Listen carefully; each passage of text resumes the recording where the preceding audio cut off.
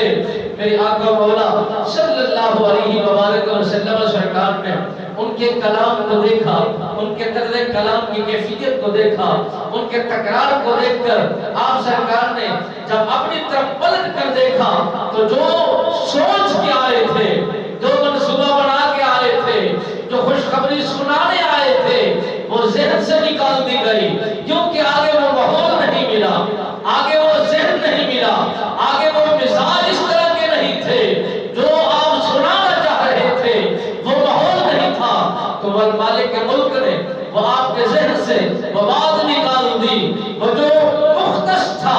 دن کا تعین تھا، اس رات کی خوشخبری تھی، وہ نکال دی گئی۔ آپ سرکار نے فرمایا میں جو تمہیں دینے آیا تھا وہ اللہ نے واپس لوٹا دیا ہے، جو میں آپ کو سنانے آیا تھا وہ لمحے میرے سے نکل گئے ہیں، وہ ایک رات مجھے مبارک دینے کے لیے میں پہنچا تھا،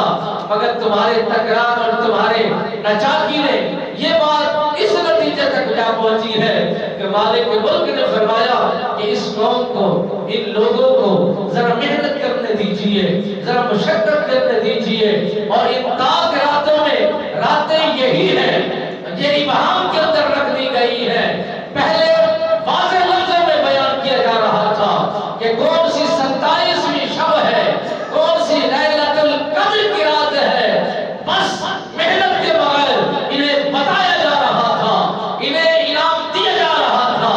مگر یہ بے صبر بن گئے، انہیں معلوم نہیں ہو سکا کہ نبی سرکار کی عظمت کتنا برا البرا ہے، آپ کا مرتبہ کتنا بلند والا ہے، آپ کی شان مالک بیعیاض نے کتنا بلند فرمائی ہے، بس ابہام کے اندر وہ رات رکھ دی گئی۔ علماء نے فرمایا 21ویں رات کو لیلۃ القدر کی رات کو تلاش کرو، 23ویں رات کو لیلۃ القدر کا انتخاب کرو، تلاش کرو، 27ویں کی شب کو لیلۃ القدر کی رات کو تلاش کرو، یا 29ویں رات کو لیلۃ القدر کو تلاش کرو۔ ان 5 راتوں کے اندر ایک رات ضرور لیلۃ القدر کی رات ہے، جو تمہیں ثواب اتنا ملے گا،